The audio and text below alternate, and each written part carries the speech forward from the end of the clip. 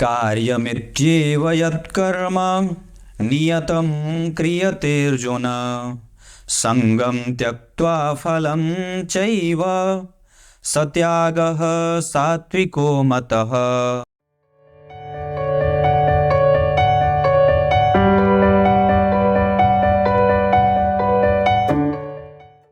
प्रिय दर्शकों नमस्कार, एक बार फिर से उपस्थित हूं आप सबके सामने बुधवार के कार्यक्रम में। आज आपसे चर्चा शुक्र ग्रह को लेकर के करने वाला हूं, जिससे आपको उनको समझने में आसानी होगी। रुक के जाइए, कहीं नहीं जाना है। शुरू करते हैं आज का कार्यक्रम। कहीं नहीं जाना है, बिल्कुल बन के रहिए। कार्यक्रम के आरंभ में बोले गए गीता जी के श्लोक का अर्थ भी बताने वाला हूं। सबसे पहले विषय पे बात करते हैं। मैंने अभी 2 दिन पहले धन भाव से संबंधित 2 कार्यक्रम बनाए थे, जिससे आपको जन्म कुंडली के दूसरे भाव को समझने में बड़ी आसानी होगी। मतलब कि धन भाव में कौन सी राशि बनी है। 2 कार्यक्रम बनाए हैं, जाकर के अवश्य ही देख लीजिए। अगर ज्योतिष में रुचि है तभी तो मुझे देख रहा है। बात यह है कि आपकी कुंडली में शुक्र किन किन चीजों के कारक होते हैं, ये बताने की बात नहीं है। अगर आप ज्योतिष को समझते हैं तो इतना बहुत अच्छे से पता है कि वो भोगों के, ऐश्वर्य के, सुख के, संपत्ति के, संतान के, पत्नी के, इन सब चीजों के कारक हैं। पर इसके अतिरिक्त वो विवाह के सुख के, अनुभवों के, बार बार गलती करने के, इसके साथ साथ जननांगों के, पाचन शक्ति के, रक्तस्राव के, नेत्रों से जलस्राव के, इन सब चीजों के कारक होते हैं। अगर शुक्र कमजोर हैं, अस्त हैं, मृतप्राय हैं, या किसी डिप्रेस भाव में बैठे हैं, मतलब जैसे कि वो उसे डिप्रेस नहीं कहेंगे, मतलब मृत्यु भाग में बैठे हैं। अष्टम 12 में तो बहुत अच्छे हो जाते हैं, 6ठे में है तो रोग से युक्त हैं, तो वो पाचन तंत्र की गड़बड़ी, जननांगों की समस्या, वीर्य की कमजोरी, और कई बार व्यक्ति के नेत्रों में नेत्र की ज्योति को कमजोर करते हैं। पर इन सब चीजों के अतिरिक्त अगर किसी जातक की कुंडली है और जन्म कुंडली के 7वें भाव में किसी जातक की कुंडली में अकेले शुक्र बैठे हैं और उस पर किसी शुभ ग्रह की कोई दृष्टि नहीं है, तो ये शुक्र परेशान करने वाले हो जाते हैं, क्योंकि वो पुरुष जातकों की कुंडली के लिए 7वें भाव के कारक होते हैं। वहीं अगर महिला जातिका की कुंडली है तो वहां 7वें भाव के कारक गुरु होते हैं, और वहां अकेले उनका बैठना उस भाव को नुकसान पहुंचाता है। मेरे कहने का अर्थ यह है कि अगर इन भावों पे कभी भी कारक भाव का अधिपति अगर अकेले बैठेगा और अगर किसी भी ग्रह की दृष्टि नहीं है तो वो उस कारक क्षेत्र को परेशान करता है। अगर शुक्र कमजोर होंगे ना तो व्यक्ति के जीवन में विवाह भी देर से करवाते हैं, और पत्नी का सुख भी व्यक्ति को बड़ा ही निराशाजनक स्थिति से मिलता है। यहां तक कि कई बार व्यक्ति के संतति में भी दिक्कत होने लगती है, और आरंभ से ही उसको दिक्कत होती है। उसकी टेस्ट गड़बड़ हो जाती है, मतलब वो जो पसंद करे, उसको जो रंग पसंद है वो रंग भी प्रायः कई बार बड़ा अजीब सा होता है। उसकी मैचिंग गड़बड़ होती है, मतलब वो रंगों को समझ नहीं पाता। दृष्टि से बात नहीं कर रहा, मतलब वो कॉम्बिनेशन नहीं समझ पाता है कि किस रंग पे कौन सा रंग खिलेगा। और वो जो चीजें खरीद करके लाता है, कई बार वो बहुत सारे लोगों का ध्यान आकृष्ट नहीं कर पाता है। ये शुक्र के ही कारण होता है। वो कलाओं को नहीं समझ पाता है, चाहे वो चंद्रमा की कला हो, मतलब सुंदरता, और चाहे वो किसी भी तरीके से दुनिया भर की जो चीजें हैं। भगवान की माया जो है वो उनका मुस्कुराहट है। जब भगवान मुस्कुरा देते हैं तो वो माया बन जाती है। मतलब अगर कोई स्त्री की कुंडली में शुक्र बहुत ही अच्छी स्थिति में बैठे हैं, मतलब वो बड़ी सुंदरी होती है। लेकिन अगर किसी जातक की कुंडली में भी शुक्र बहुत अच्छे बैठे हैं, इसका अर्थ है कि उसकी मुस्कान सभी लोगों को आकर्षित करने के लिए काफी है। पर बात यहां यह है कि जहां आपकी कुंडली में शुक्र बैठे हैं, उससे 4 घर आगे, उससे 8 घर आगे, और उससे 12 घर आगे, मतलब शुक्र जहां आपकी कुंडली में स्थित हैं उससे 4 घर आगे अगर कोई पापग्रह बैठा, उससे 4 घर के बाद 8 घर आगे अगर कोई और पापग्रह बैठा, और अगर शुक्र जहां बैठे उससे 12 घर आगे, यानी कि शुक्र जहां बैठे उससे ठीक पिछले भाव में भी कोई पापग्रह बैठा, तो क्या होगा? कैसे बैठेंगे ग्रह? अगर शुक्र आपकी कुंडली में जहां बैठे वहां से 4थे भाव में शनि बैठ गया, जहां शुक्र बैठे हैं वहां से 8वें घर में मंगल बैठ गए, और जहां शुक्र बैठे हैं वहां से 12वें घर आगे, यानी कि शुक्र के ठीक पीछे राहु बैठ गए। यही तीनों पापग्रह हैं।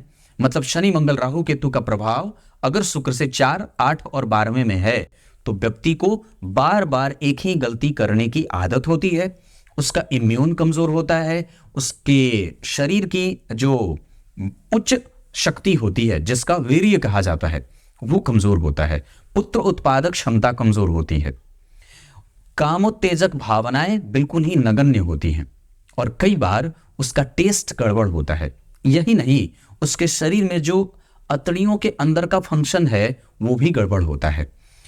भोजन सही तरीके से पच नहीं पाता है, पाचन तंत्र भी कहीं ना कहीं नुकसान में होता है। यही नहीं, वो जितनी सारी चीजें इकट्ठा करना चाहता है वो इकट्ठा नहीं कर पाता है। इसके साथ साथ जब जन्म कुंडली में शुक्र जहां बैठे वहां से चौथा घर पीड़ित परेशान है, मंगल बैठ गए, शनि बैठ गए, राहु बैठ गए, तीनों में से कोई एक, और अगर शुक्र के ऊपर किसी भी शुभ ग्रह की दृष्टि नहीं है तो आपके जीवन में आने वाली तमाम परेशानियां बार बार आती रहती हैं, रिपीटिशन होता रहता है और इसमें कहीं ना कहीं ये दुख होता है कि जातक अपने अनुभवों का लाभ नहीं ले पाता है। मतलब अगर शुक्र कमजोर है तो ये चीजें होती हैं, उसका दाम्पत्य कमजोर हो, उसकी संतति परेशान हो, उसका अनुभव गड़बड़ होता है, वो बार बार चीजों को नुकसान में लेके जाता रहता है। यही नहीं, उसको बिन बुलाए चीजों को प्राप्त करने में भी दिक्कत होती है। आमतौर पे आपने कई बार ऐसे लोगों को देखा है जो बिना मेहनत के भी कई बार चीजें पा जाते हैं, पर वो क्यों? क्योंकि उनकी कुंडली का शुक्र अच्छा है। ये शुक्र आपको भोग से युक्त रख करके आपके जीवन को नैसर्गिक रूप से अच्छा बनाना चाहते हैं, पर ये चूंकि ऐश्वर्य के कारक होते हैं और जब कभी भी ये सूर्य के साथ बैठते हैं, क्लैश करते हैं, तो कंफ्यूजन पैदा करते हैं, भ्रम देते हैं। इस आधार पे व्यक्ति कई बार परिस्थितियों को समझ नहीं पाता है, उसकी मानसिकता भ्रमित होती है, वो सामने वाले को बहुत आसानी से जज और जल्दबाजी में जज करता है और कई बार वो किसी भी चीज को लेकर के दोयम दर्जे की राजनीति का शिकार हो जाता है। इसको आप ऐसे भी समझे तो आपने किसी वस्तु के बारे में अपनी एक रणनीति बना ली या कोई एक अपना दृष्टिकोण बना लिया और उस रणनीति के शिकार आप स्वयं ही हो गए। मतलब आपकी चाल आप ही पे भारी पड़ जाती है। भविष्य देखने की क्षमता शुक्रदेव के पास है। देवताओं में इन्हें शुक्राचार्य कहा गया है, लेकिन दशावतारों में ये हमारी कुंडली में राजा परशुराम, महर्षि परशुराम, ऋषि परशुराम, भगवान परशुराम, कुछ भी कहें, क्योंकि वो सब ही हैं। ऋषि के रूप में भी हैं, महाराज भी हैं, क्योंकि उन्होंने दान दी है भूमि, इस वजह से उन्हें महाराज भी कहा जाए। तो कहने का अर्थ है ये हमारी कुंडली में परशुराम की भांति उपस्थित होते हैं, जिनके पास सत्य बोलने की ताकत है, जिनके पास अपने अनुभवों का बल होता है, जिसके बल पे वो चीजों को समझते हैं, परिस्थितियों को समझते हैं, घटनाओं को समझते हैं, भविष्य में झांकने की शक्ति देते हैं, शास्त्र में निष्णात बनाते हैं, रिसर्चर बनाते हैं, साइंटिस्ट बनाते हैं, उसका डीप थॉट बड़ा बढ़िया होता है, वो अनुभव कई क्षेत्रों का जानकार होता है और बड़ा ही गुणकारी होता है, आयुर्वेद का जानकार होता है, रासायनिक चीजों का समझदार होता है। उस व्यक्ति का उस क्षेत्र में बड़ा ही गहरी उसकी बड़ी रुचि होती है। यही नहीं, उसके नेत्र बड़े अच्छे होते हैं, नेत्रों में भविष्य देखने की क्षमता होती है, मन मस्तिष्क बड़ा ही उजागर होता है, आज बैठा है और परसों की बात सोच रहा है।